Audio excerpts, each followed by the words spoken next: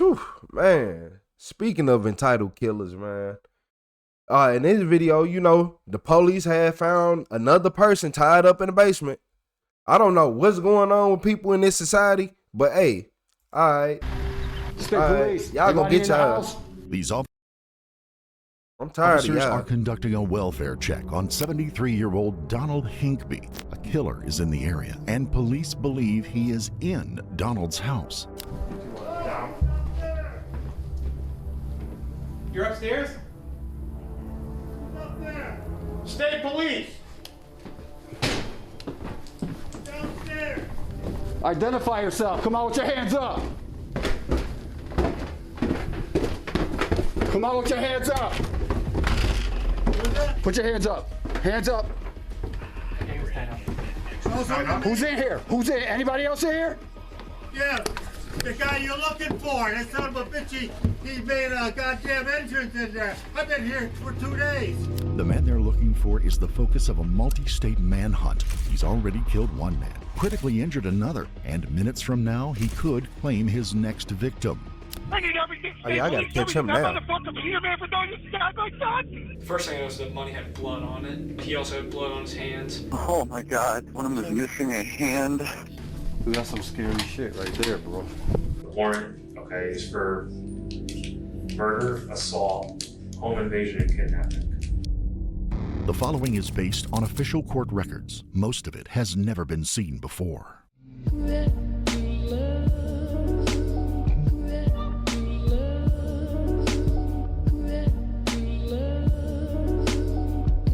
Peter McFarland. He's headed straight from the attack to Donald's house.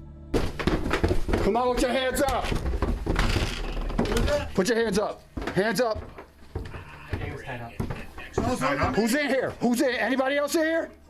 Yeah, the guy you're looking for. That son of a bitch, he made a goddamn entrance in there. I've been here for 2 days. Okay, where is he? He took my pickup. He stripped the fucking house. He's gone. Is he in here? That guy's a wacko. Is he gone? He's not in here. Turn. Where's the light? Where's the light? Right to your left, officer. Right here? No, right in the corner. All the lights are in. He's not in here? He's not in. Where did he go? I'm pretty sure. Clear this area. Is the pickup gone? Yeah. Yeah, he's got the white pickup. That son of a... Police have just found Donald in his basement, where he had been for the past 2 days. His hands and feet have been bound with zip ties. As for his attacker, he could be anywhere. He's not in here. Got it. I am so happy to see you guys. How'd you get Are you here? okay? Are you okay? Yeah. If you're in here, put your hands up if you're in here. Let them know that Get my back. that this is a confirmed file 1. Put your hands up. Roger. If you're in here, come out. Donald. Donald. Donald. Where's your guns? What gun? Do you have guns in the safe? No, I got him upstairs. He took my goddamn Beretta, my fucking handgun. Got handguns. That son of a bitch. This is clear. I don't know what else he took up there. With a firearm stolen from this residence. He left about... Advise Troop 5. Yeah, he loaded up the pickup. I don't know what he took, but I don't know where he's going, but he's dangerous. Basement's clear. Basement's clear. Do you want to Document this? Yeah, Get tied up before we cut him loose. Basement's clear. Excuse me. You call me a loose officer? Yep, we're doing it. Basement's clear. He's tied up down there. We gotta get the rest of the house just in case he's not here. He's here. Troop 5 notified. Clear. Clear. House is clear. Dude, that's some scary shit right there, bro. Alright, I'll get this officer a look. I'll be cool and nice on him, but yeah, you could tell he don't clear very many scary situations. That boy was, yeah, he was very paranoid. I kind of figured that he wasn't there when the owner said, "Is the pickup outside?" Okay, if the pickup gone, then most likely he fled. But yeah, you still sweep the house, but he was extra paranoid. was here until this morning? Yeah, he's tied up downstairs, bro. He's tied up. With the suspect having fled the scene, officers turned to Donald for any information that might help in the investigation. He tells them that his kidnapper passed the time cooking meals and watching TV. Ironically, a local news bulletin on a local murder had revealed the man's identity. The wanted killer on the screen was the same man holding him hostage, 23-year-old Peter Manfredonia. Did he strike you at all? Did he hit you, anything like that? No? No, he's Just pretty tied you up? decent. Okay. He put the gun to the back of my head when I was sleeping. He says, "Don't turn around, I'll blow your fucking head off." I said, "Oh boy, what a way to wake up in the morning." What time was that? It was maybe 5:15. I wonder if Donald was a vet. Donald don't seem too phased as a person should. And that was today? No, that was Saturday morning. Saturday morning. I fell asleep in front of the So, TV. so where do you get the handgun from? He had it?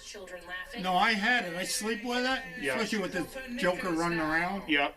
But I had it on the other bed. Oh. I was in the recliner. Okay. So what he did, he was barefoot. He Yep. walked around, he grabbed it. Yep. And that's what happened there. Okay. Sorry about that. I should have had it right there, you know. We're actually ecstatic to see you standing upright, so. He seemed like a fairly decent guy, but he goes off the handle. You Yeah. can't trust him. You Right. did capture him. He's under. Oh, No. he's still on the run. No, he's still on the run. Really? Yeah. You know, as long as nobody got hurt this trip, but down the road, you know, Right, somebody's right. going to get tripped. You, Right. know, Do a you consent. officers or whatever. Especially he's got my Beretta. That's the only gun he took that you know of? Yeah, because he had those goddamn knives because he kept on threatening me. He said, "I still got those goddamn big knives." Okay. And he said, "I got that gun too." For 2 days, Connecticut State Police have been searching for the man. They now know he is armed and even more dangerous. But to understand just how dangerous, we need to go back a couple of days to 9 a.m. on May the 22nd of 2020, when reports of a brutal attack on a rural road began flooding in. A dirt bike just came down. I don't know what happened. I didn't see it, but someone's hit. 2 people are hit really badly. There's someone beating my neighbor with a bat or something outside his house. How many injured people there? 2 injured people. They're both bleeding profusely. Soon, the calls report severe bleeding and slashing. The crazed attacker was not wielding a bat, but an edged sword. Oh no! Oh my God! Just stay on the One of phone, them is please. missing a hand. Stay on the phone, please.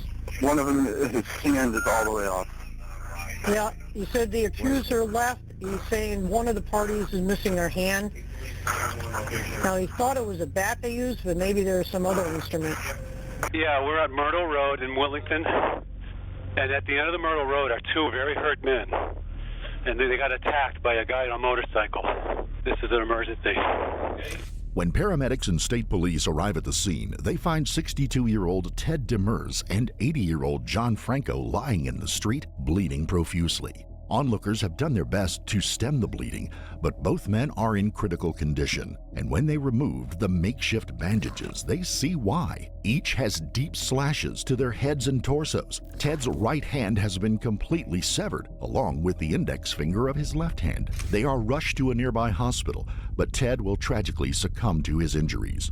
The brutal attack leaves the community reeling, and police with an urgent task of finding the monster responsible. Wait, hold on.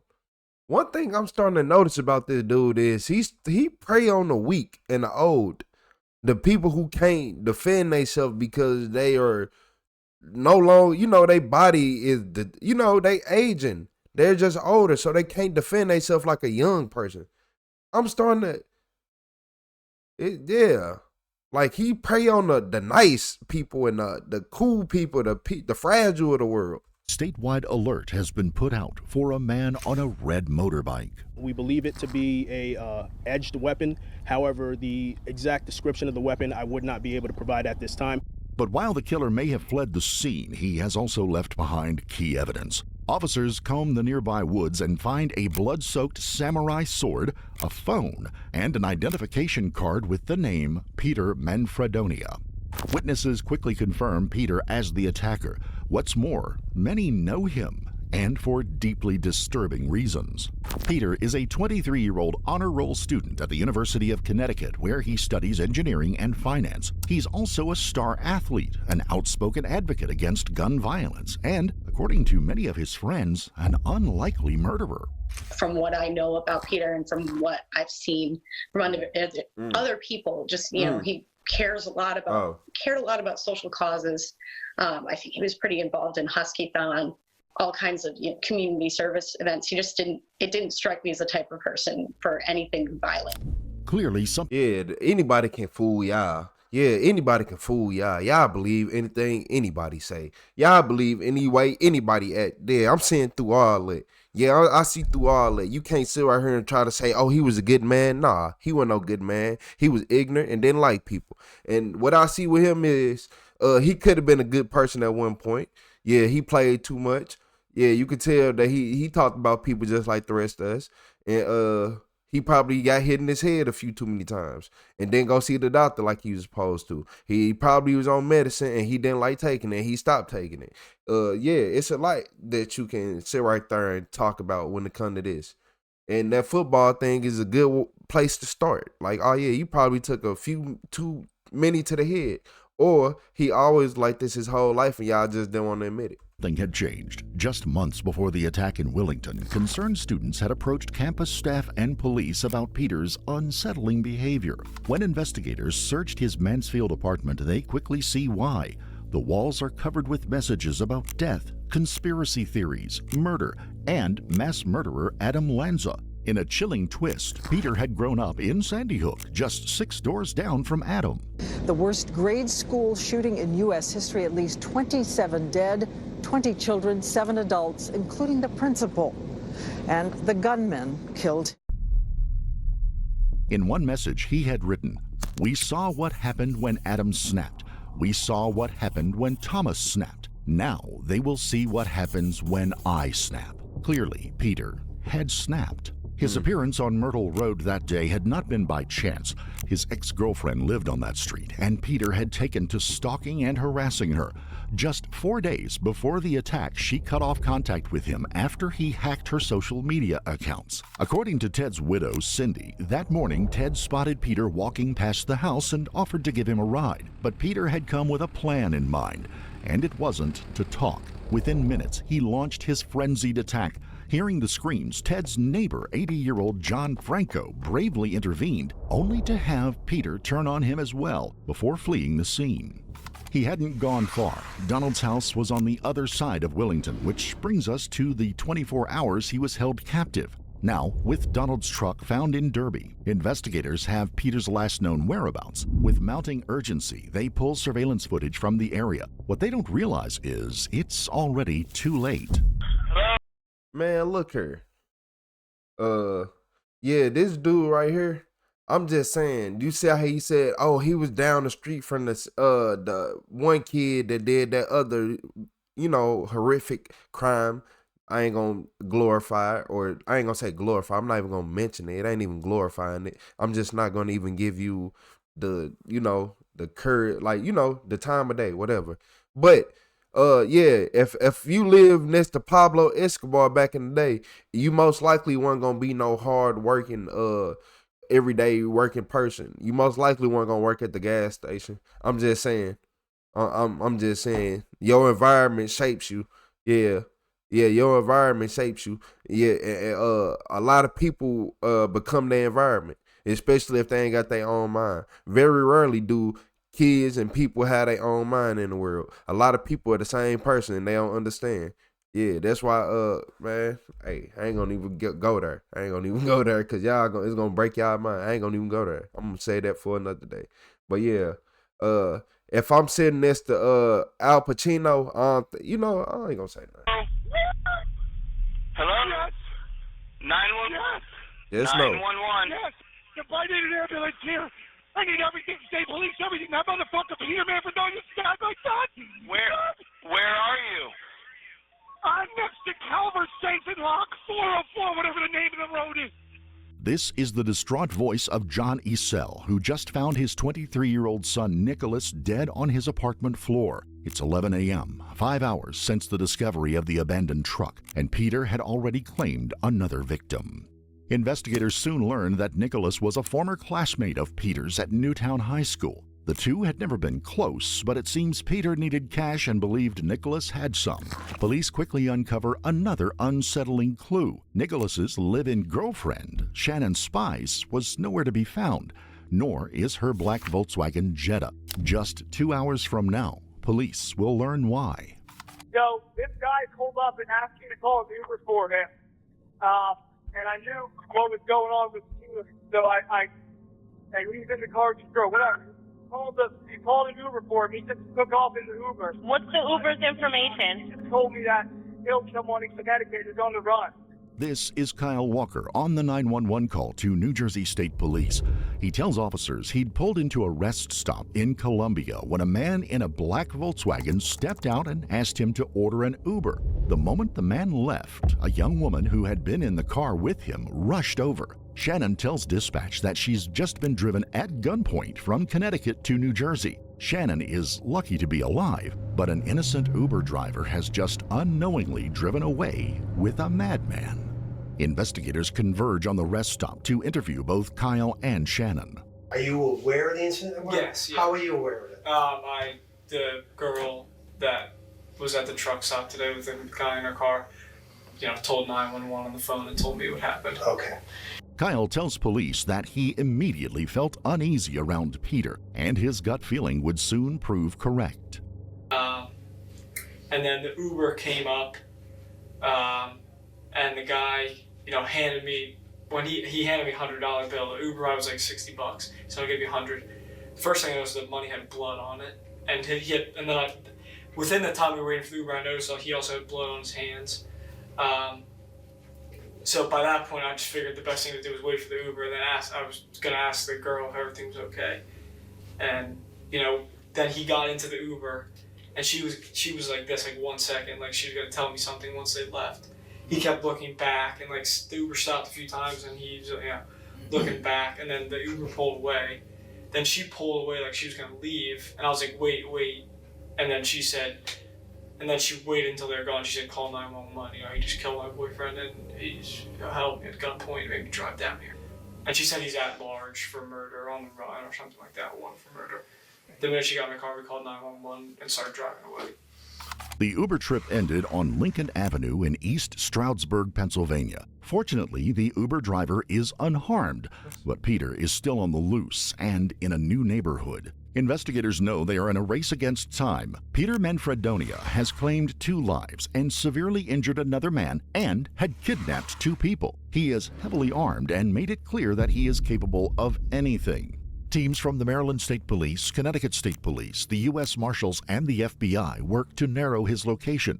Search teams comb the area by air and on the ground. Public appeals are launched, and citizens in Connecticut, Pennsylvania, New Jersey, and Maryland are on high alert. When the media is in overdrive, updates are given live. The next sighting of Peter is later that same day when he's seen walking on railroad tracks behind a Walmart in East Stroudsburg. Peter, I want you to know that we are continuing our investigation. The one thing we are missing right now is you. An investigation that has led to East Stroudsburg, Pennsylvania, where Peter Manfredonia was last seen on Sunday. Nah, man. He getting too far. Like, what do y'all think it is? Y'all think he's played too much football and got a brain injury that causing him to do all this? Because I don't see what caused somebody to go on a rampage like this. A normal person just, go off the rails unless people are lying, and he was never normal. The apartment didn't look normal to me. I'm just saying.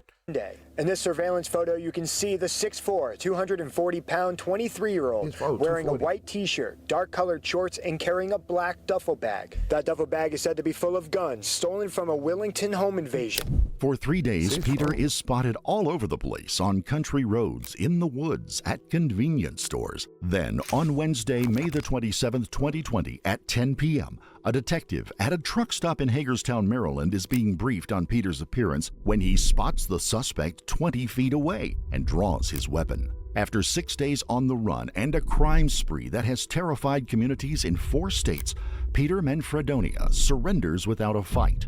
With their suspect finally in custody, detectives are determined to get answers. They already have enough evidence to secure a conviction, but the whole country is asking the same question.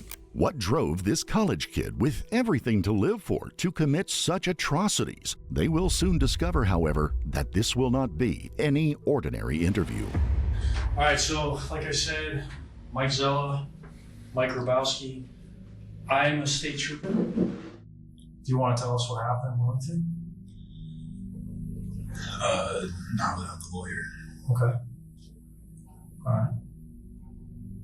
I want to, like I said, help you how I can, but not okay, that no it problem. would put like a risk to my family. I totally understand.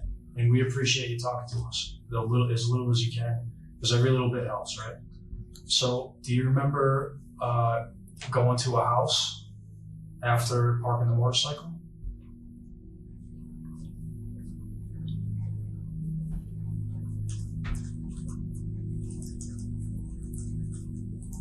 Got real awkward, didn't it?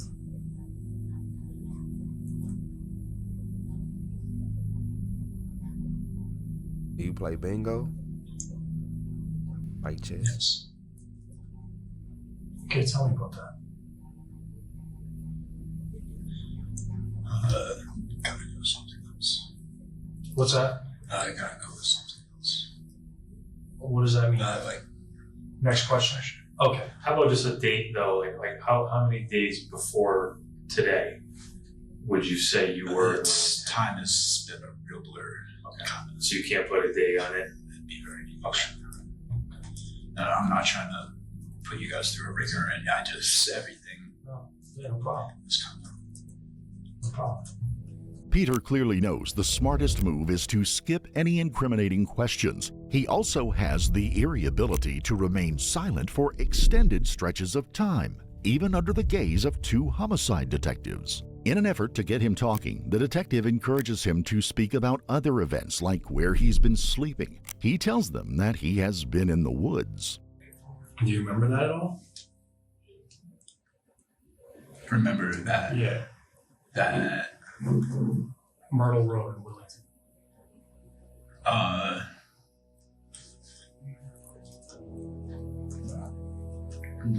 Very little. It's not something I've been thinking about. Okay, I understand. Can you tell me a little bit about that when you were in Wellington?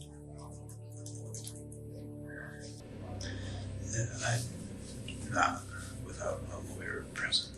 Okay, I understand. Officers now press Peter for details that might reveal premeditation. Once again, he'll channel all of his focus into avoiding saying anything that might incriminate himself. But even with his carefully thought out answers, he'll slip up just enough. Hey man, we're just talking, and we already kind of know, but we want to hear kind of what you were going through. You know, so when we know how smart you are, we know that it's actually impressive. The engineering, and it's, you know, if you're going through some stuff, just tell us about it. I think that you want to tell us. I want to know. You know, I really believe that. And why don't I even leave it in the form of a question? Why don't we just leave the table open right now? What were you struggling with? You know, what was going on? You could even talk, you know, free form, like talk however. It doesn't have to be a direct answer to any of our questions. You won't even take notes. Yeah, it's really just a conversation, right? This is more learning about you and any difficulties you might have had. Yeah, make them feel comfortable. Keep along. You're a long way from home. You know, there's always a reason for it, but everyone's reasons are different. I mean, I've definitely been struggling with a lot of personal issues. Do you guys track phones? Why? Just out of curiosity. Why would you ask me a question like that? Seems like an odd question to ask. I'm curious about a couple of things too. What do you think I'm curious about? How about this? I need another question.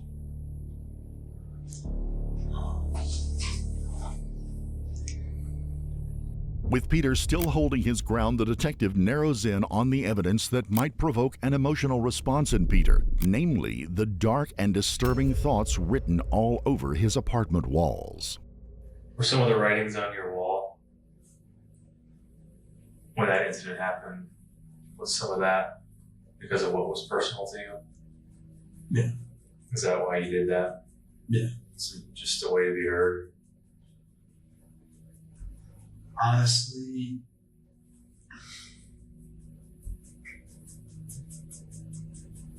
couldn't even tell you where my head was at for a period of that.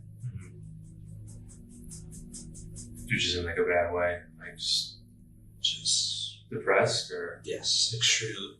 Most have been nearly my entire life. And then, I mean, pretty much. I mean, after that, I started doing really well because that's when I did get into the fundraising. So there was that incident. So going into that year, I was extremely depressed. I mean, I was stopped working out, binge eating, any bad habit that you could possibly name. And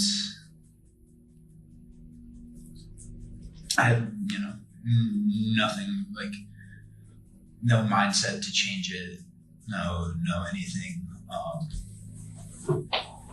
And then eventually I just kind of felt like I needed something to inspire me.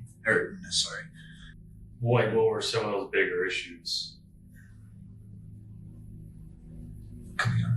What were some of those bigger issues? Bigger issue that you were wrestling with that caused you to have to write on the wall? I mean, I couldn't help but notice, that you made a reference to Adam Lanza, which I know it's a personal topic for all of us. We all have some connection to what happened. But you grew up in Sandy Hook, okay? You went to Newtown High. I can imagine there's some personal connection there. Like, was that something that bothered you? Yes. It was? Okay. Did that make you, It was a personal connection. Because if you grow up in a neighborhood and like y'all in the area like that, you know the boy that lived down the street, he know you. Y'all on the same block, especially back then in the 90s and the early 2000s and all that. We all knew each other that lived on that street. Yeah, we all knew each other. So what you mean ain't no personal connection? He knew, man, what? He knew him. I don't care what nobody say. He knew him. He knew so he knew him. Then what was the reason for connecting that with the, on your wall? I mean, that when I drew on the wall, it was pretty much just, I was in a manic state and kind of anything. I couldn't even remember half the things that were on it, if you ask me now. Would you compare that manic state that you were feeling then to maybe what you've been feeling the past few days? Is there any similarities there? Another question. If the reason why you can't remember why you wrote what you wrote on the wall, but you're comparing it and categorizing it as a manic state. Yeah, that's not like a diagnosis. I know it's not like a problem. I know you're not clinically diagnosing yourself. This is how I'm saying that's how you're describing it. It was like a colloquially, Oh, there's something wrong with you. But I can't help but compare in my own mind to the fact that you're having a hard time remembering what happened the past few days, as evidenced by a lot of the gaps in what you're telling us. So, are there any similarities? Yes, I would say they're definitely similar. Okay. Do you have any understanding of what's going to happen now going forward? Were you told why you were arrested? Did you have some idea? Besides being told you have a warrant, we can explain them to you because you're gonna be processed. You're gonna be booked from here. Okay. The warrant, okay, is for murder, assault, home invasion, and kidnapping. That is a warrant from the state of Connecticut. All right, you're in the state of Maryland right now.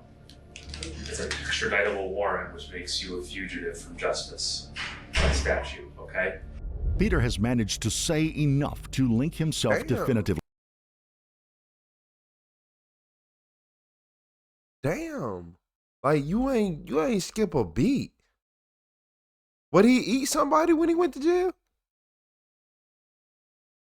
To the crimes. As for a motive, he claimed he was in a manic state during the killing spree and suffered anxiety and depression during the lead-up. But neither depression nor mania explain the murder. Over the course of his 6-day rampage, Peter revealed a capacity for cruelty and violence far beyond what most ordinary people could inflict, regardless of their emotional state. As for his intentions that day in Willington, police argue that Peter went to Myrtle Street with the goal of killing his ex-girlfriend.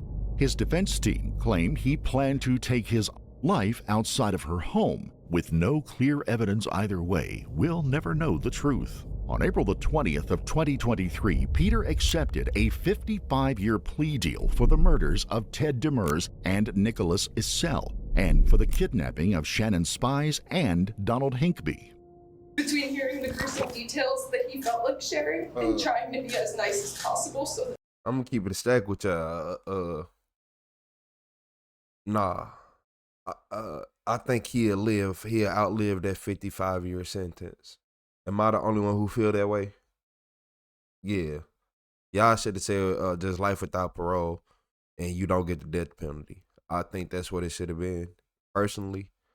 Because I'm not trying to be 70 years old, 80 years old, 90 years old, and straight like, yeah, I'm finna go outside, and then had to deal with somebody like him.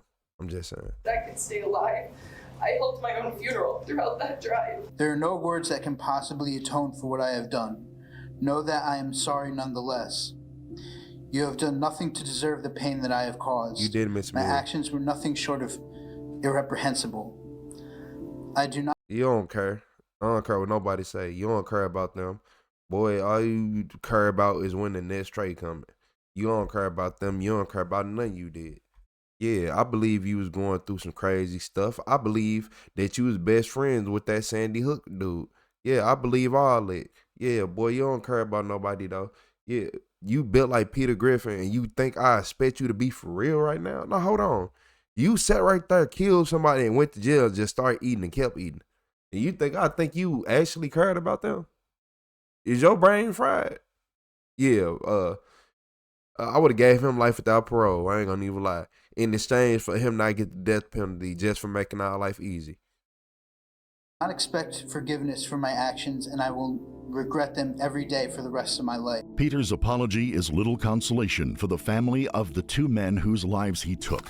Friends and family described 23-year-old Nicholas Issel as magnetic and a funny young man who loved art and design. 62-year-old Ted Demers was a devoted family man and a talented woodworker and furniture maker who loved nature. And here is Ted himself. Ted Demers of Willington, an artistic furniture maker. I let the wood kind of tell me where it's going to go.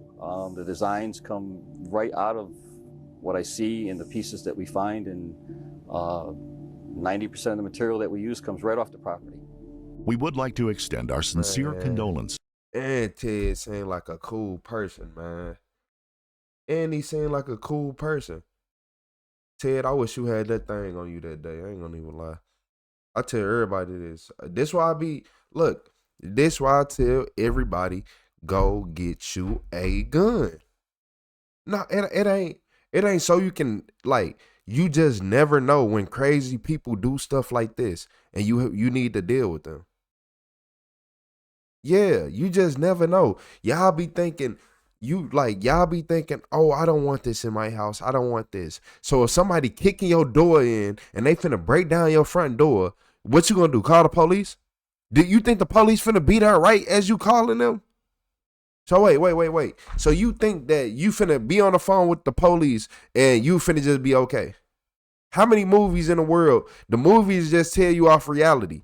A movie would tell you a lot of stuff based off reality. How many movies have you seen where somebody was getting their door actively kicked in or getting a window broke in and they call the police and the police got there in time? Who do you know in the world that was getting their door kicked down and the police got there in time? Yeah, and if they didn't kick the door in, it's because they weren't strong enough to kick the door in. They weren't strong enough to kick the door in. Or you just so happen to have good locks, you better have the best locks in the windows. Yeah, if you got one of them doors that is going to take you 50 minutes and you can't bust your windows and it's hard to get to the second floor, but that's reinforced too, be my guest. Go ahead and call the police.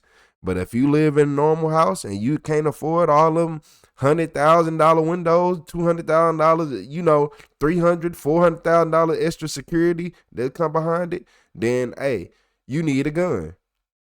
Yeah, you need a gun. Cause I'll be damned if I'm laying down and I get to hearing some rumbling going on. Oh yeah, I'm going dark. It's finna go dark. Hold on. What? I'm finna instantly bounce up. What are we doing? Hold on. Close range? You shouldn't have. You shouldn't have. Like, yeah, what? This man kidnapped this man in his own house with his own gun because, hey, you can have a gun, but hey, you gotta you can't be just loose with it though. Like, I could tell he an older guy. He probably didn't lock all his doors and his windows and stuff. So yeah, he had this man tied up in the basement. Police over here, clearing the building. They had him tied up in the basement. But yeah, that's one. Look, okay, that's one situation where you gotta have your gun. Cause he said, oh, I was asleep, but my gun was over there, and I'm sitting in a recliner. I'm like, man. But he had his windows and stuff unlocked too, so that was always But if he would have had his gun tucked on his body or something, or under his body, and somebody would have tried to pull out a knife on him, he could have, hey, let off 2 quick ones. But hey, on to the next video. I ain't gonna stay here too long. I wish that everything could have ended better, but hey, he got his 55 years. He didn't miss a meal either.